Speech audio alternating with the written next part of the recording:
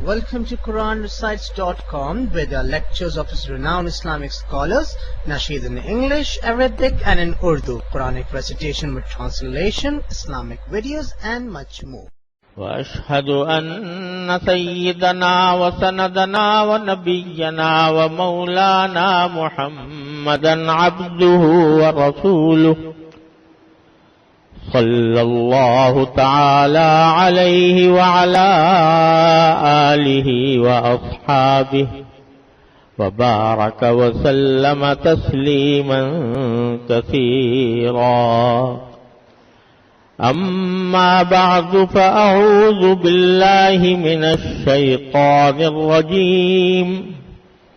بسم الله الرحمن الرحيم.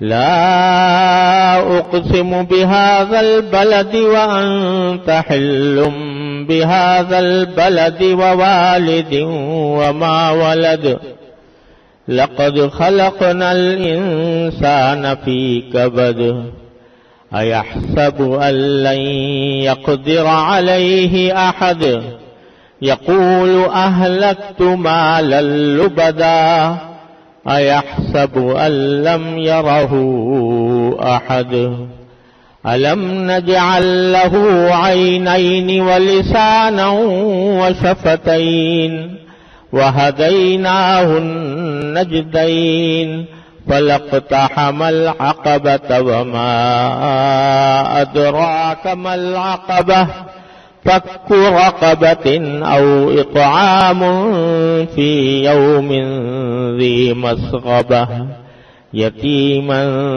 ذا مقربة أو مسكينا ذا متربة ثم كان من الذين آمنوا وتواصوا بالصبر وتواصوا بالمرحمة أولئك أصحاب الميمنة والذين كفروا بآياتنا هم أصحاب المشأمة عليهم نار مؤصدة.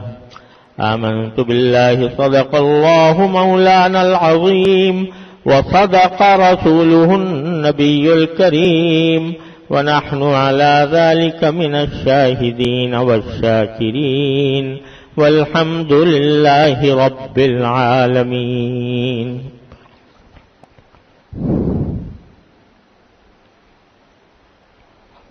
بزرگان محترم اور برادران عزیز، یہ سورہ بلد ہے جس کی میں نے آپ کے سامنے تلاوت کی ہے، اور گزشتہ سے پیوستہ جمعہ میں اس کی کچھ تفسیر شروع کی تھی.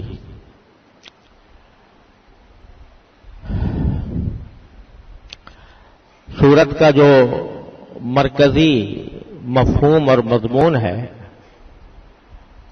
وہ یہ ہے کہ اللہ تبارک و تعالیٰ فرماتے ہیں کہ ہم نے انسان کو اس طرح پیدا کیا ہے کہ وہ اپنی پیدائش سے لے کر مرتے دم تک مختلف مشقتوں میں اپنی زندگی گزارتا ہے. کوئی بھی انسان ایسا نہیں ہے، خواہ وہ کتنا بڑا صاحب اقتدار ہو، مالدار ہو، سرمایہ دار ہو، کچھ ہو، لیکن اسے کبھی نہ کبھی مشقتوں سے، محنتوں سے، تکلیفوں سے سابقہ پڑتا ہے.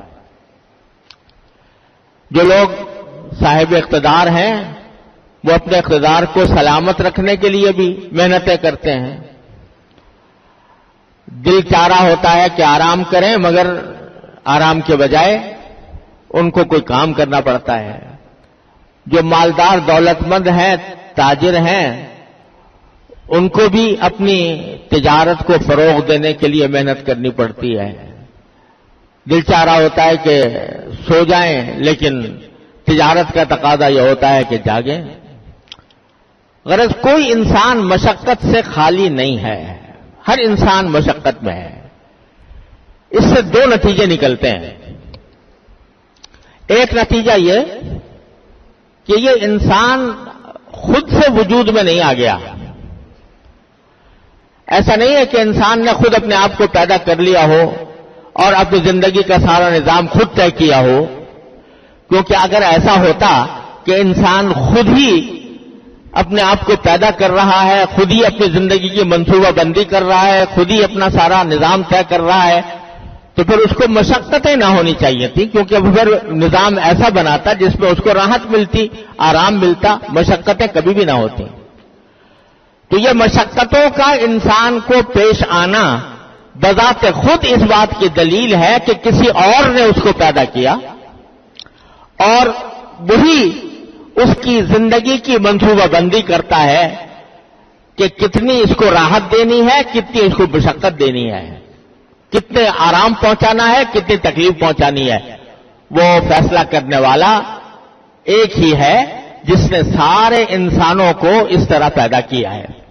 لقد خلقنا الانسان فی کبد، ہم نے انسان کو پیدا کیا ہے اور مشقتوں میں پیدا کیا ہے کہ یہ مشقتیں ہماری پیدا کی ہوئی ہیں، اور اپنی حکمت کے تقاضے سے اللہ تبارک و تعالی جس کو جتنا آرام پہنچاتے ہیں وہ ان کی حکمت کے مطابق ہوتا ہے، جتنی تکلیف پہنچاتے ہیں وہ ان کی حکمت کے مطابق ہوتا ہے۔ انسان کا بذات خود اس میں کوئی دخل نہیں ہے۔ تو آدمی جب یہ سوچے، ایک تو نتیجہ یہ نکلا، دوسرا نتیجہ یہ کہ جب مشقت زندگی میں اٹھانی ہی ہے، ہر حالت میں اٹھانی ہے، تو کیوں نہ ایسی مشقت اٹھائی جائے جو پیدا کرنے والے کے منشا کے اور مرضی کے مطابق ہو، اور اس کے نتیجے میں پیدا کرنے والا آخرت کی ابدی زندگی میں انسان کو ہمیشہ کا آرام دے، ہمیشہ کی راحت دے۔ مشقت تو تمہیں اٹھانی ہے، ہر حال میں اٹھانی ہے۔ اب چاہو تو اس طرح اٹھاؤ کہ دنیا میں مشقت بھی اٹھائی اور مرنے کے بعد جو زندگی آئی اس میں پریشانی کا بھی سامنا کرنا پڑا، اس میں جہنم اور دوزخ کے عذاب بھی سہنا پڑا، اور چاہو تو یہ اس طرح مشقت اٹھاؤ کہ اللہ کے لیے اٹھاؤ۔ جیسے تم تجارت کے لیے مثلا دل چاہ رہا ہے کہ آرام کروں، لیکن اپنا پیٹ پالنے کے لیے، بچوں کا پیٹ پالنے کے لیے مشقت اٹھاتے ہو کہ دل کی خواہش کو کچل کر جاتے ہو بازار میں اور تجارت کرتے ہو۔ کوئی ملازم ہو تو ملازمت کرتے ہو، اگر زراعت پیشہ ہو تو کھیتی باڑی کرتے ہو۔ یہ کس لیے کر رہے ہو؟ اس لیے کہ تمہیں دنیا کے اندر زندگی گزارنے کے لیے پیسے چاہیے۔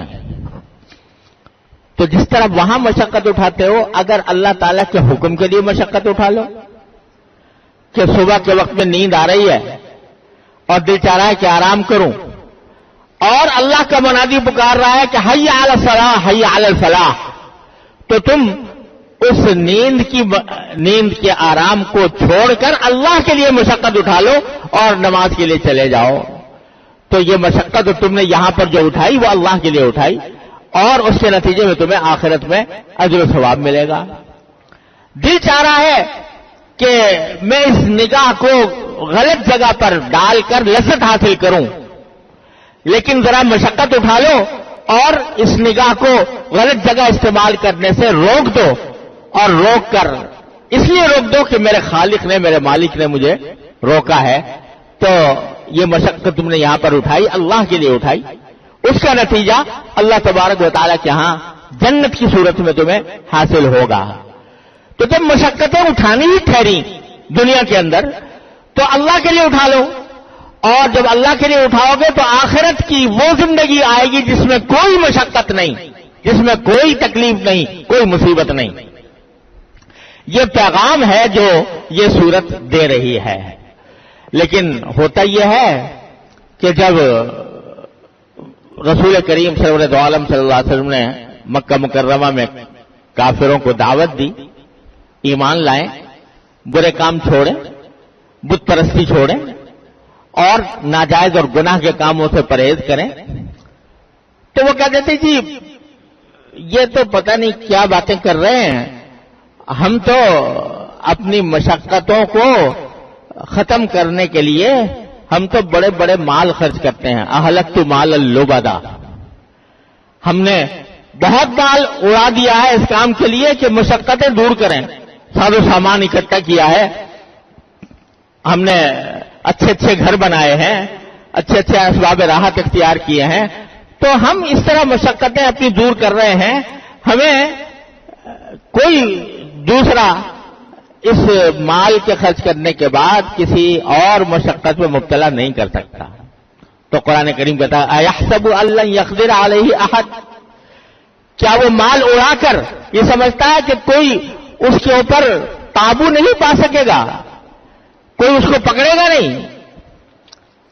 اور پھر فرمایا اَيَحْسَبُ أَن لَّمْ يَرَهُ أَحَدٌ، کیا یہ جو مال اڑایا تم نے، یہ مال اڑانا اس لیے تھا کہ تاکہ تم محض جنت وہ دنیا کی کچھ مزے اڑا لو، اور کفار مکہ کے اندر جو مال اڑا رہے تھے وہ رسول کریم سرور دو عالم صلی اللہ علیہ وسلم کی نافرمانی اور آپ کے دعوت کو رد کرنے کے لیے اڑا رہے تھے، تو کیا دیکھنے والا دیکھ نہیں رہا کہ تم کس لیے مال اڑا رہے ہو؟ دکھاوے کے لیے، حق کے پیغام کو دبانے کے لیے تم مال اڑا رہے ہو، کیا اللہ تعالیٰ دیکھ نہیں رہا تمہیں؟ پھر اللہ تبارک و تعالیٰ اب آگے فرماتے ہیں کہ الم نجعل لہ عینین، کیا ہم نے اس کے لیے دو آنکھیں پیدا نہیں کی؟ ولسانا وشفتین، اور ایک زبان اور دو ہونٹ پیدا نہیں کیے؟ وہدیناہ النجدین، اور اس کو دونوں راستے دکھا نہیں دیے کہ یہ راستہ ابدی راحت کی طرف جاتا ہے اور یہ راستہ ابدی تکلیف کی طرف جاتا ہے، یہ راستہ جنت کی طرف جا رہا ہے، یہ راستہ جہنم کی طرف جا رہا ہے، یہ سب ہم نے کھول کھول کر اس کے سامنے بتا دیا ہے۔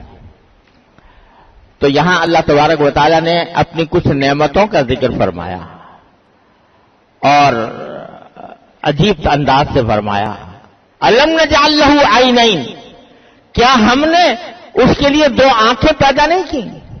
یعنی ذرا سا اپنی آنکھوں کے نظام پر ہی غور کر لو کہ اللہ تبارک و تعالیٰ نے تمہیں آنکھوں کے ذریعے چیزیں دیکھنے کے لیے کیا نظام بنایا ہے۔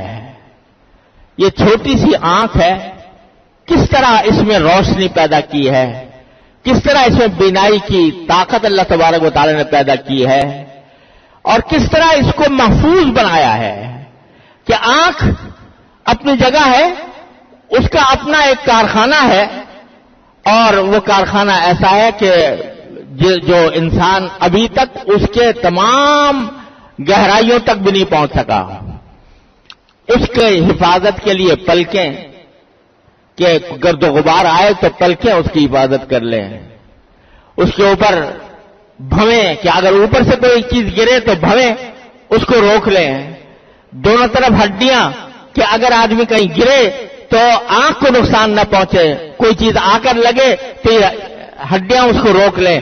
یہ تحفظ کا نظام اللہ تبارک و تعالیٰ نے بنایا، اور دیکھنے کی صلاحیت ایسی عطا فرمائی کہ عقل حیران ہوتی ہے۔ آج کل اتفاق سے میں خود آنکھوں کے مسائل سے دوچار ہوں، اور جب آدمی کے پاس اس نعمت میں کوئی ذرا بھی برابر کمی آتی ہے تو اس نعمت کا احساس ہوتا ہے۔ ہم بچپن سے لے کر اب تک آرام سے جو چاہتے ہیں دیکھ لیتے ہیں، جتنا چاہتے ہیں پڑھ لیتے ہیں، لکھ لیتے ہیں، اس نعمت کی قدر نہیں ہوتی، لیکن جب ذرا اس میں نقص آ جاتا ہے تو اس وقت پتہ چلتا ہے کہ کیا عظیم نعمت تھی جو اللہ تبارک و تعالی نے عطا فرما رکھی تھی۔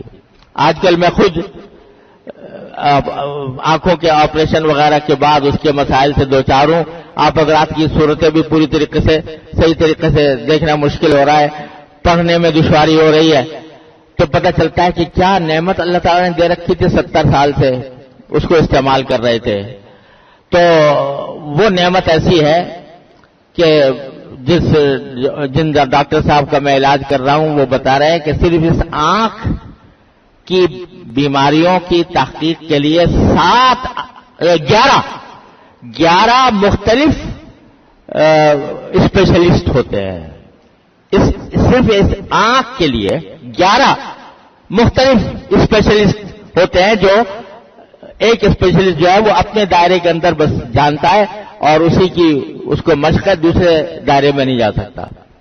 اللہ تعالیٰ نے آنکھ ایسی چیز بنائی ہے کہ یہ پتلی، آنکھ کی پتلی، اس کا اللہ تعالیٰ نے اس طرح بنایا ہے کہ جب روشنی میں جاتی ہے یہ تو یہ پھیل جاتی ہے، اور اندھیرے میں آتی ہے تو سکڑ جاتی ہے. تو یہ اللہ تعالیٰ نے نظام بنا رکھا ہے. جب پھیلتی ہے تو اندھیرے میں یہ وجہ ہے کہ اگر آپ ایک دم سے کسی اندھیرے میں چلے جائیں تو تھوڑی دیر کے لیے کچھ نظر نہیں آتا، لیکن تھوڑی دیر کے بعد کچھ نظر آنا شروع ہو جاتا ہے. وہ پھیل رہی ہے.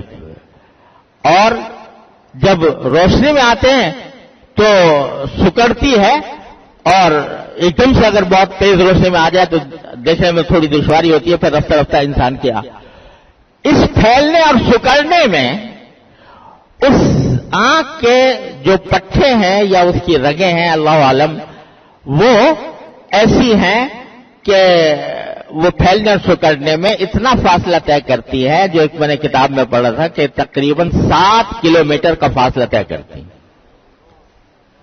اگر اس رگوں کو اور پٹھوں کو سیدھے طریقے سے حرکت دی جائے تو ایسا ہوگا جیسے 7 کلومیٹر کا فاصلہ طے کیا. خود بخود یہ کام ہو رہا ہے، ہمیں پتہ بھی نہیں ہے کیا ہو رہا ہے. کار سازے ماں بسازے کار ماں، ہمارا پروردگار وہ ہمارا یہ کام ہمارے جانے بوجھے بغیر کر رہا ہے. اندھیرے میں جا رہے ہیں، اس مخلوق کو اندھیرے میں جانے کے لیے اس کی پتلی میں کیا عمل کرنا ہے وہ اللہ تعالیٰ جانتے ہیں، وہ خود بخود کر رہے ہیں. اندھیرے روشنی میں جا رہے ہیں تو روشنی میں کیا اس کو درکار ہے وہ عمل اللہ تعالیٰ خود کر رہے ہیں. تو یہ سارا نظام ہم نے تمہاری آنکھوں کا بنا رکھا ہے، ایسا نظام کہ عقلیں آج تک حیران ہیں کہ کس طرح کا نظام اللہ تعالیٰ نے اس چھوٹی سی آنکھ کے اندر رکھا ہوا ہے.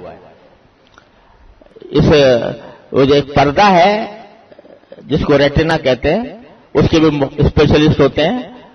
تو وہ پردہ ایسا ہے کہ مجھے ایک صاحب نے بتایا جو جاننے والے کہ وہ اگر یہ کاغذ کا جو ایک ٹکڑا ہوتا ہے جیسے ٹیشو پیپر کا اس باریک اس کے 10 حصے کیے جائیں تو 10واں حصہ جو اس کا ہوگا وہ اتنا باریک پردہ ہے جو اللہ تبارک و تعالیٰ نے لگا رکھا ہے، جس کی بنا پر ساری بنائی ہماری کام کرتی ہے.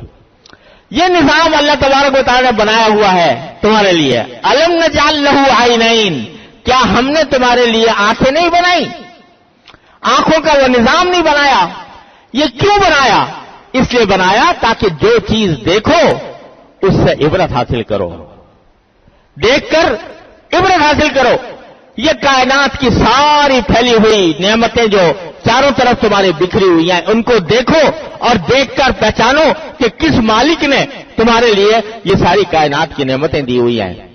کیا آنکھیں نہیں ہیں جس سے تم یہ دیکھ کر پتہ نہ لگاؤ کہ جس مال کو تم کہہ رہے ہو کہ بہت سارا مال ہم نے اڑا دیا، وہ مال آیا کہاں سے تھا اور کس طرح تم نے اس کو خرچ کیا؟ اور تمہارے سامنے جو حقیقتیں آنکھوں کے سامنے بکھری ہوئی ہیں ان کے نتیجے میں تمہیں چاہیے تھا کہ اس مالک کا شکر ادا کرتے ہیں، اور تم اس مالک کا شکر ادا کرنے کے بجائے ناشکری میں پڑے ہوئے ہو. الم نجعل لہ عینین، کیا ہم نے اس کے لیے آنکھیں نہیں بنائی؟ ولسانا، اور زبان نہیں بنائی. کیسی زبان کہ اللہ تبارک و تعالیٰ نے یہ گوشت کا لوتھڑا پیدا کر دیا اور اس کا دماغ کے ساتھ ایسا تعلق قائم فرما دیا کہ ادھر ذہن میں ایک بات آتی ہے اور ادھر وہ زبان سے نکل جاتی ہے. اس کے ذریعے تم اپنا معافی ضمیر واضح کرتے ہو، اپنی بات دوسرے تک پہنچاتے ہو. اگر یہ تمہاری بولنے کی طاقت اور زبان کی طاقت سلب کر لی جائے، گونگے ہو جاؤ تو زندگی اجیرن ہو جائے. جن لوگوں کو یہ گویائی کی طاقت حاصل نہیں ہوتی، کوئی بات کہنا چاہتے ہیں، دوسرے تک پہنچانا چاہتے ہیں لیکن نہیں پہنچا سکتے. ان کی بےتابی، ان کی بے چینی، ان کا اضطراب آپ اندازہ کریں کہ کسی وقت کوئی کہنے والا کہنا چاہتا ہے نہیں کہہ پاتا. اللہ تعالیٰ نے تمہیں خودکار مشین دے رکھی ہے جس کے ذریعے جو بات چاہتے ہو کہہ دیتے ہو یہ ہم نے تمہیں پیدا کیا ہے. اور وشفتین، اور دو ہونٹ ساتھ دیے. یہ دو ہونٹ جو زبان کو الفاظ نکالنے میں تو مدد دیتے ہیں. بہت سے الفاظ ایسے ہیں جو ہونٹوں کے ذریعے ادا ہوتے ہیں اور اس کے بغیر اگر وہ ہونٹ نہ ہو تو زبان صحیح طریقے سے لفظ کو ادا نہیں کر سکتی. تو ایک تو یہ، اور دوسرا اشارہ اس طرف بھی فرمایا گیا ہے کہ زبان ہم نے ایک دی ہے، ہونٹ دو دیے ہیں. اس لیے دیے ہیں تاکہ زبان ان ہونٹوں کے اندر محفوظ رہے، لہذا اس کو سوچ سمجھ کر استعمال کرو. یہ نہ ہو کہ بس جو منہ میں آیا کہہ گزرے، جو لفظ زبان پر آیا بک گئے، بلکہ سوچ سمجھ کر استعمال کرنے کے لیے زبان ایک دی ہے، ہونٹ دو دیے ہیں تمہیں. اس لیے دیے ہیں تاکہ تم سوچ سمجھ کر گفتگو کرو. تو یہ آنکھیں، یہ زبان، یہ ہونٹ اس لیے دیے ہیں کہ ایک آنکھوں سے دیکھ کر اللہ جل جلالہ کی قدرت اور حکمت کا پر ایمان لاؤ. زبان اس لیے دی ہے تاکہ اس اللہ تعالیٰ کی قدرت، اس کی توحید کا اقرار کرو. اور ہونٹ اس لیے دیے ہیں تاکہ ان زبانوں کو، اس زبان کو استعمال کرنے کے لیے تم احتیاط سے کام لو. یہ نہ ہو کہ فضول باتیں بکنے لگو، گالی گلوچ کرنے لگو، کسی کی دل آزاری کرنے لگو، کسی کی غیبت کرنے لگو، کسی پر بہتان لگانے لگو، کسی پر الزام عائد کرنے لگو. یہ سارے کام سے روکنے کے لیے تمہیں دو ہونٹ کے درمیان زبان دی ہے تاکہ تم سوچ سمجھ کر استعمال کرو. وَهَدَيْنَاهُ النَّجْدَيْنِ، اور اس کے بعد ہم نے تمہیں دونوں راستوں کا پتہ بتا دیا ہے.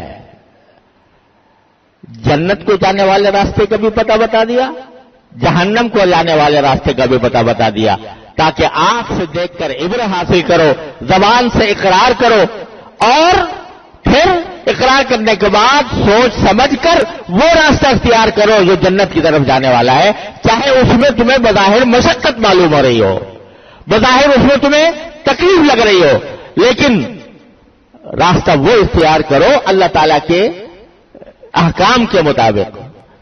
پیسے کمانے کی دوڑ میں لگے ہوئے ہو اور دل چاہ رہا ہے کہ رشوت لے لوں، سود کا مال استعمال کر لوں، حرام کھا لوں، لیکن اپنے آپ کو مشقت میں ڈال کر اپنے آپ کو روکو اور حلال کی طرف جاؤ، تاکہ جو راستہ تباہی کو لے جا رہا ہے، جہنم کی طرف لے جا رہا ہے، اس راستے سے بچو اور جنت کے والے راستے کی طرف تم اپنا رخ کرو.